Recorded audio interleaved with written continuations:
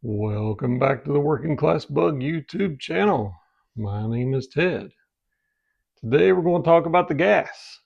And I'm not talking about what happens to you after you eat too much of Maman's good chili. I'm talking about the gas in this 1971 Volkswagen Beetle, or the fuel system, more like.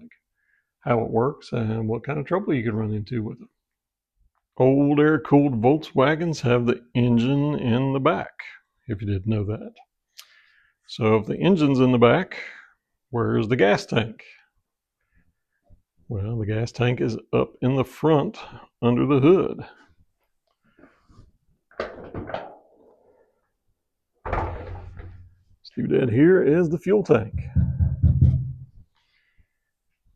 It rides right up above your knees while you're riding around in the car. If you look at it kind of in a cross section, it is right up over your knees.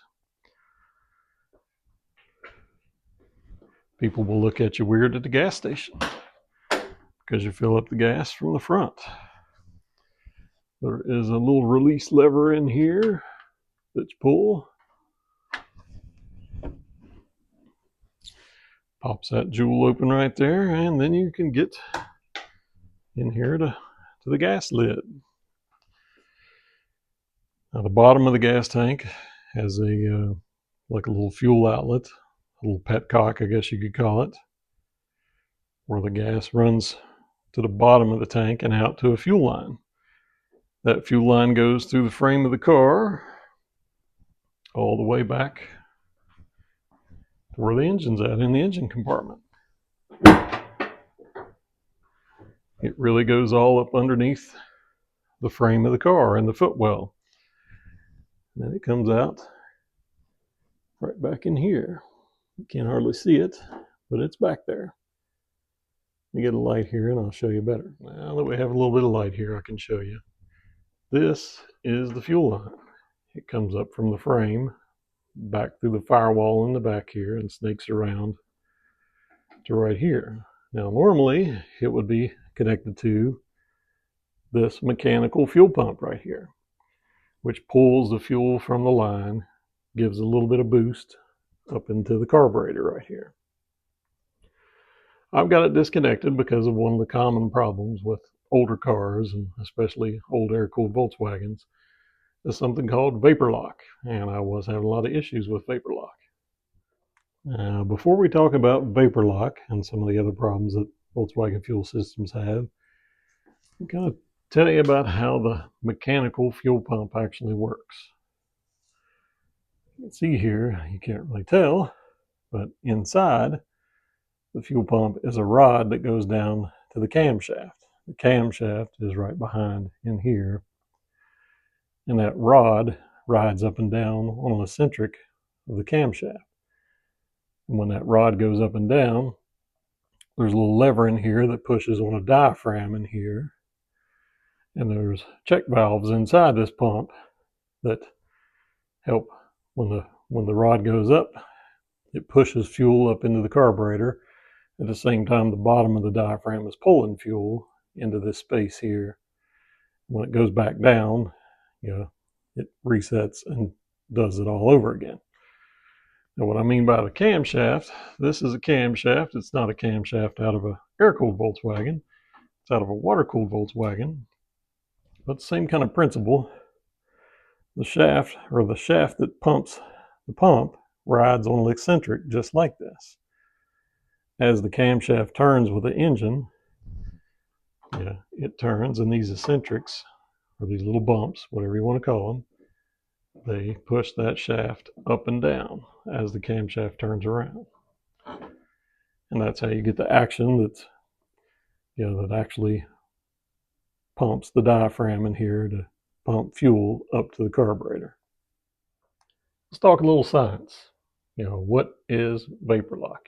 I'm sure most of you have been to old car shows and heard the old guys talk about, well, my car won't start because it's vapor locked. When gasoline is a liquid, it can be pulled by the fuel pump and pumped up to the carburetor on any car. But gasoline has a real low boiling point. So when it gets warm, it can turn into a vapor. Well, the fuel pumps on old cars, they cannot pull, fuel from the fuel tank if there's vapor in the line.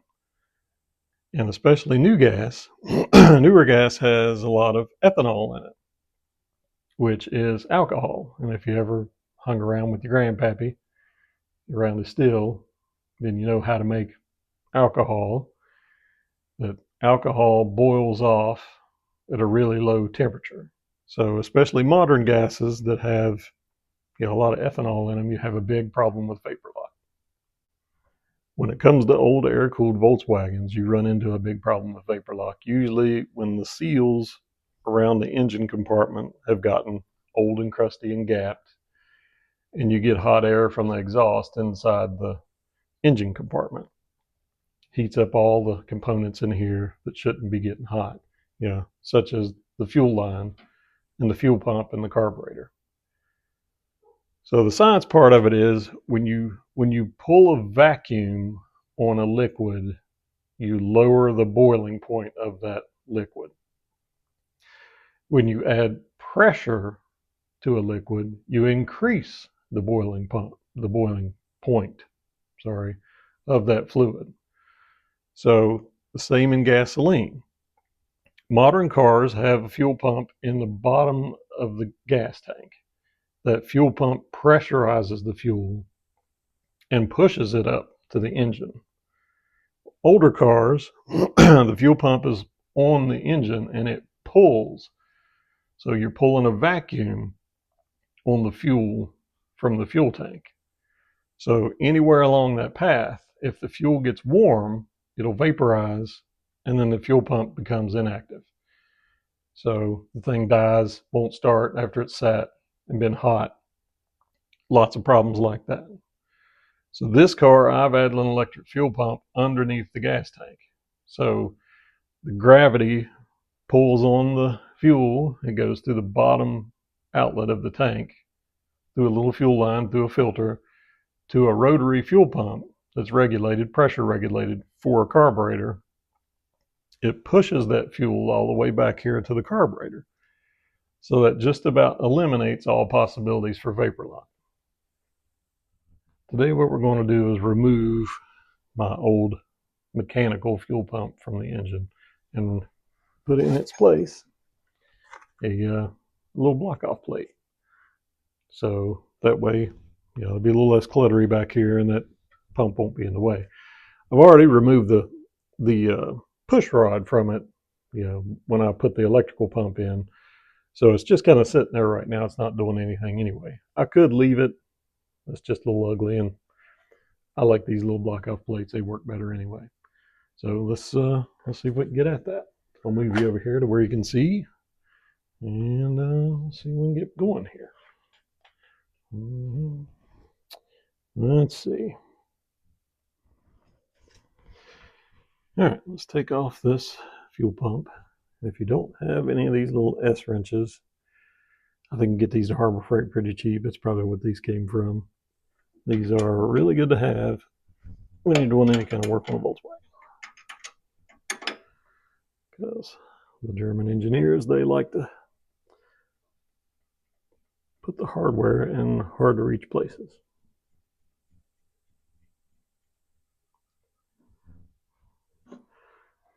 Just set that down there.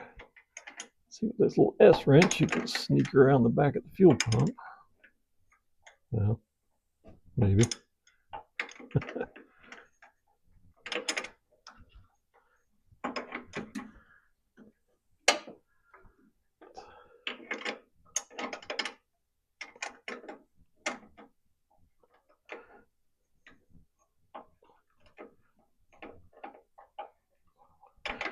Well, got that off before.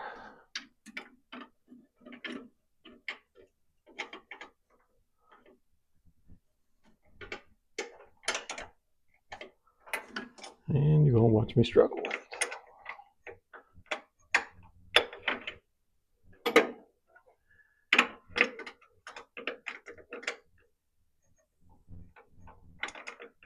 Yeah. So that's not going to work like that. Let me get a regular 13.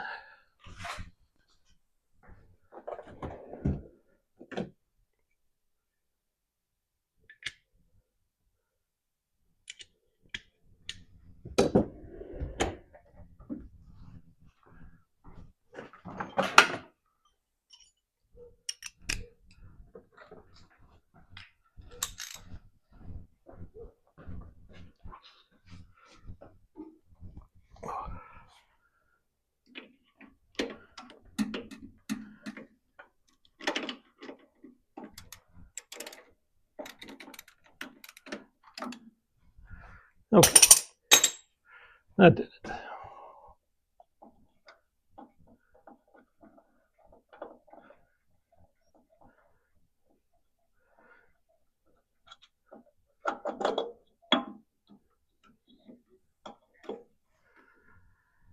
All right, got that off of there. Another big problem with these fuel pumps is that the modern ones now, I mean, they're made in China. They don't last very long. They're not very dependable at all. This one, I don't know how old this one is, but it does look like a China one. If you look in the bottom here, you can see this is where the rod, the push rod from the camshaft pushes right here. And that's one little rocker right here that pulls up and down on a diaphragm inside here. So you can kind of hear it.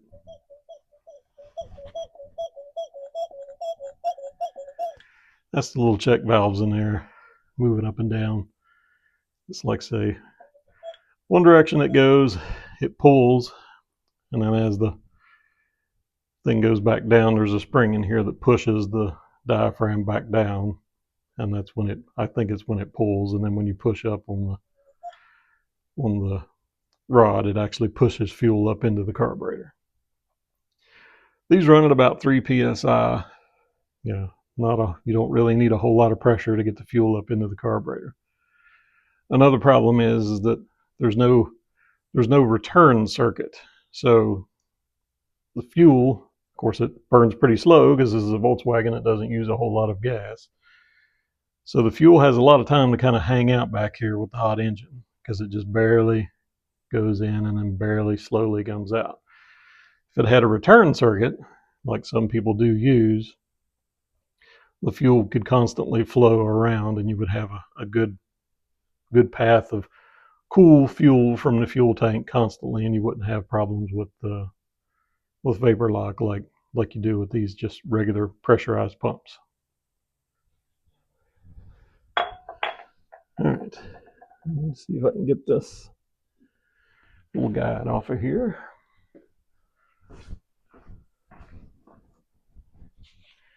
I'm gonna have to get a little creative with that.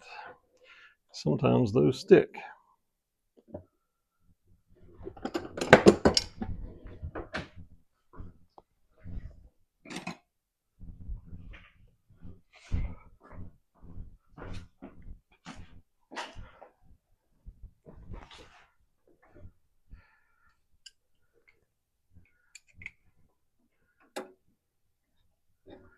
Yeah, don't want to break it because I would like to be able to reuse it if possible.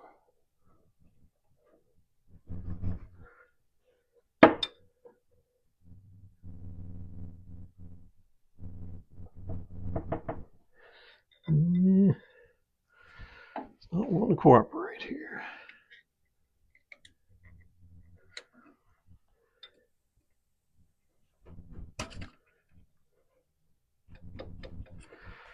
I'll give it a little love tap with my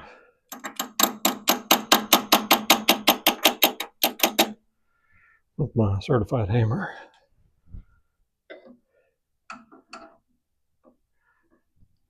See, I need to tighten that while I'm back here.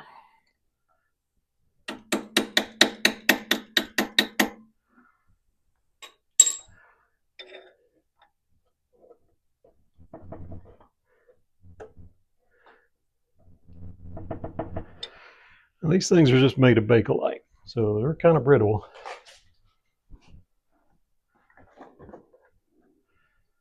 Get a motivator here.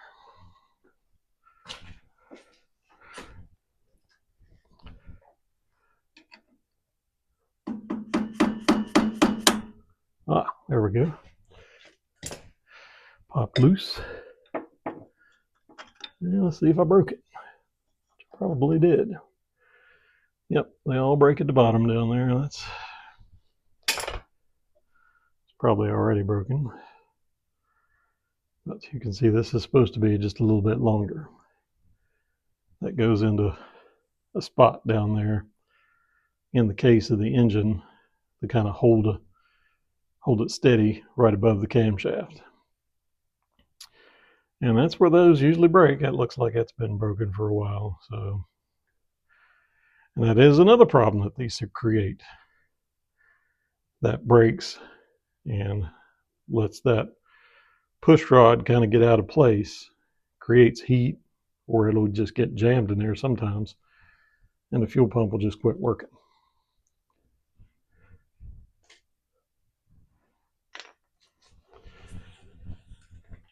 All right. Move the light here a little bit so we can get some better light on that. Now the kit that I bought has screws that go down into the case instead of the studs that come up. So you have to take the studs off. Well, that's usually pretty easy to do. You can just put the nuts back on, back to back, and tighten them against each other.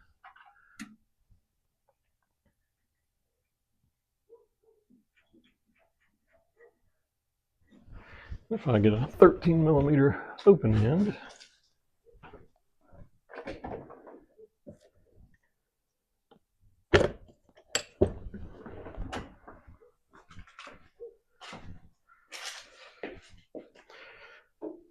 sorry, there's a lot of crunching in here. I have leaves that made their way in the garage. It is fall. So if I tighten those up against each other, hold one tight and move the other, and it'll tighten those nuts up on that stud. And then, you probably can't see it in the camera, but I'm turning the actual fuel pump stud out of there.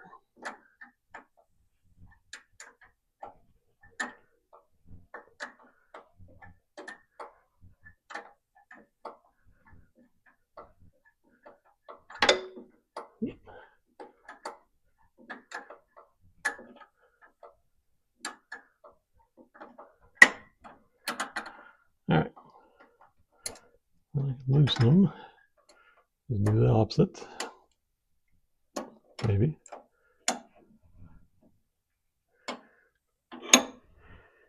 Oh. Well, I guess I wasn't turning the stud, was I? Nope. I was turning the nuts. I'm old and blind, I couldn't see that. So let's try that again.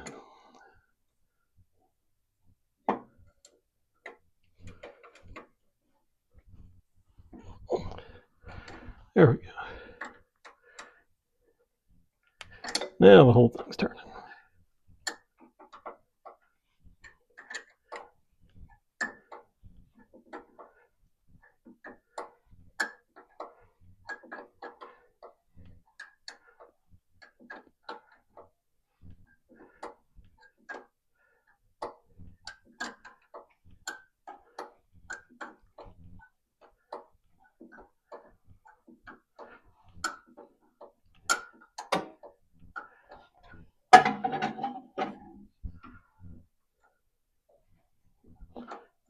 Probably take this belt off, and it's just in the way. Ouch.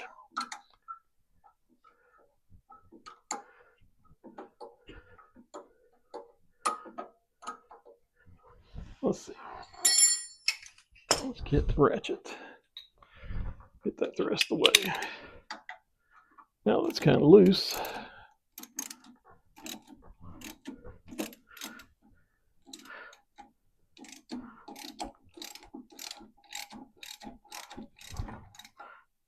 get you in there any closer. There we go.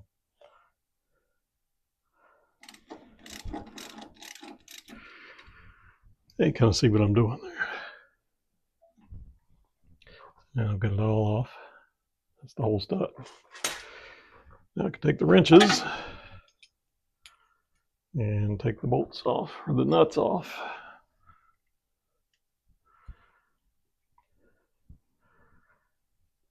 Might just set it back here for a second so I can get a good bite on it.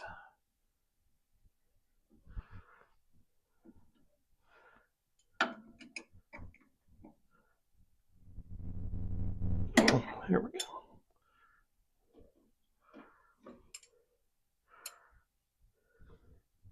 Now we'll just unscrew the nuts off of there.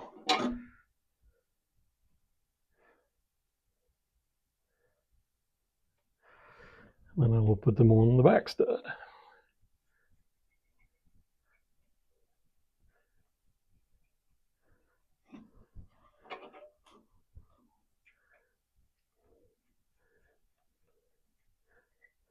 See, thread them up to each other just like that, where they're against each other. And you just take the wrenches and tighten them up against each other. Jams them together.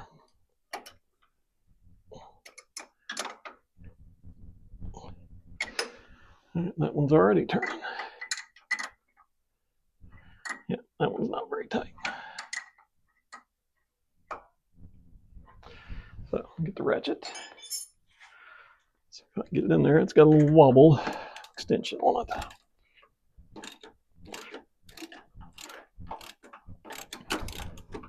Right.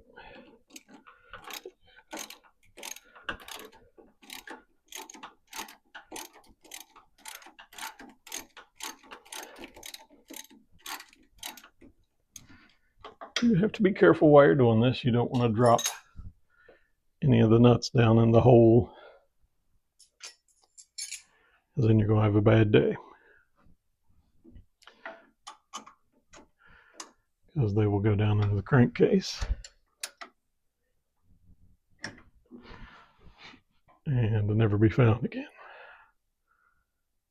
But yeah, might have been a little premature with that.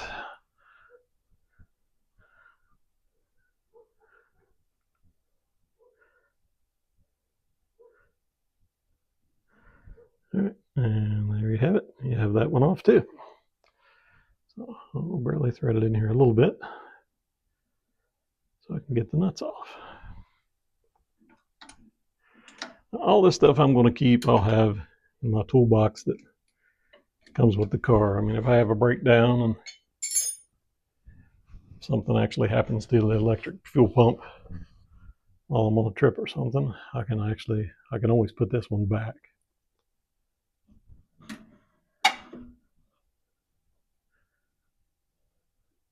If I need to. The electric fuel pump I bought that I have on these cars that I use on these old Volkswagens, they're really reliable. They're rotary style, just like the ones that are in modern cars. And they're self-regulated. I mean, they're a little expensive, but they work really well. I need to clean that gasket off of there, then we'll put the new block-off plate in place.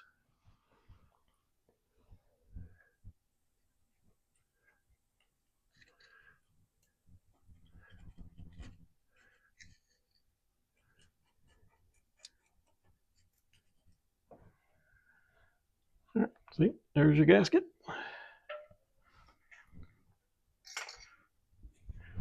Clean it off a little bit.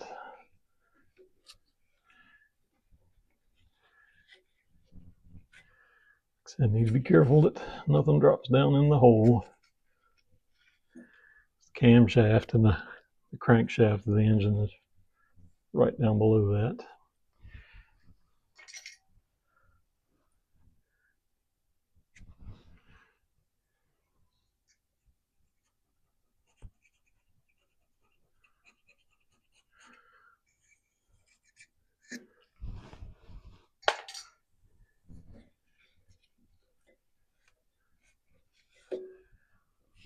We're all cleaned up there, good as it's going to get. And we can take this block off plate out of the package. Let me zoom you out just a little bit there. There we go.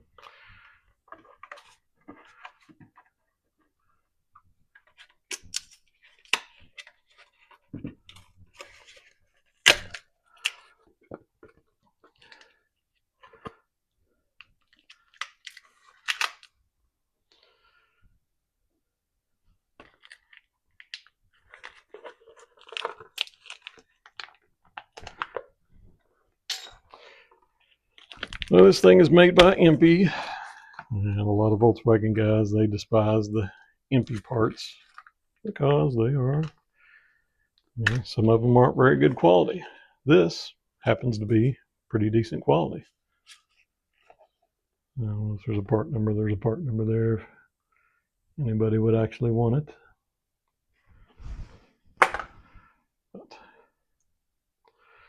pretty much just a little billet aluminum plate with a gasket and 2 bolts that go down inside the plate. Really easy to put on, not really much to it. It just sits here, covers up the hole where the fuel pump was. Not a lot to it.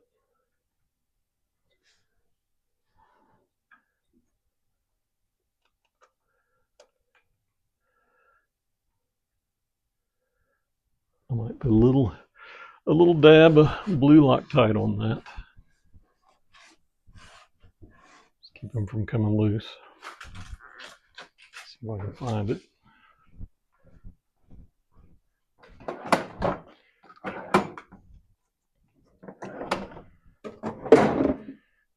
Where you at? There you go.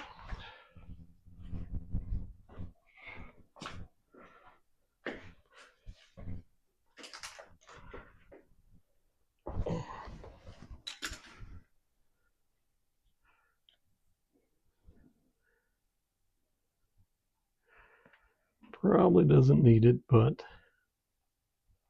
just in case. See? A little bit of blue stuff. Don't put the red on there. The blue will work. The heat of the engine will probably kill the blue anyway, but at least it'll have a little bit of thread lock.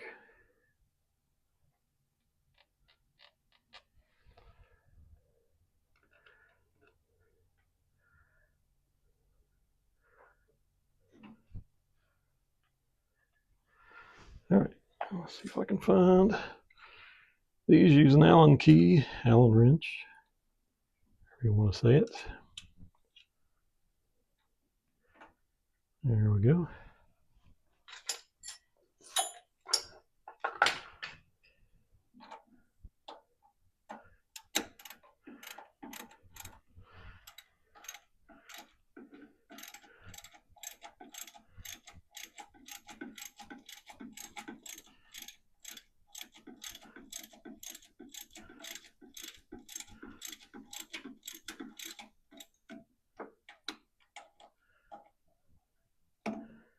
Get in there.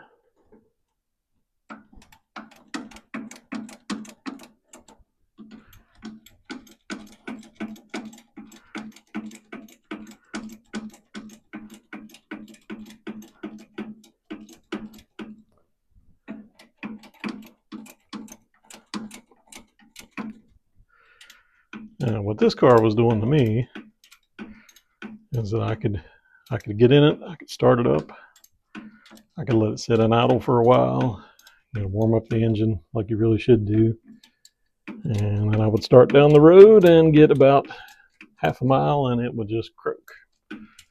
And it would just essentially run out of gas. Because the whole time while the thing was sitting there, all the gases in the fuel line was getting warmed up.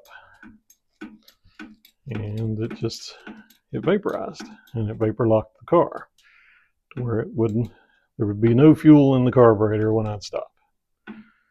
But if I sat and I waited, let the engine cool down for, 10, 15 minutes, get back in it, hit the key, let it crank a little bit, bring fuel up, and it will start right back up. Had that problem before in other Volkswagens, and like I say, it's mostly just caused by the age of these rubber seals that are in the back. If you let it sit and idle, or if you're driving really slow, usually. It happened again to me in a neighborhood, a real hot summer day.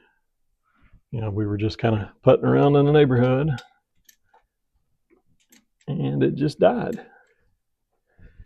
And the one time I got back here, actually the day that it did die in that neighborhood, I came back here and I could hear the fuel boiling in the fuel pump. I could hear it like bubbling.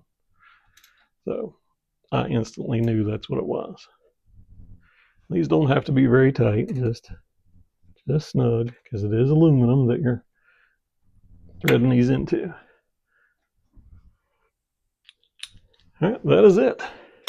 Now I have one shiny bit on my not shiny car. And like I say, I will take these parts and I will put them in a box in the trunk. And if for some reason the electric fuel pump dies, I can put a mechanical fuel pump back on the side of the road, at least get me off the road or get me somewhere.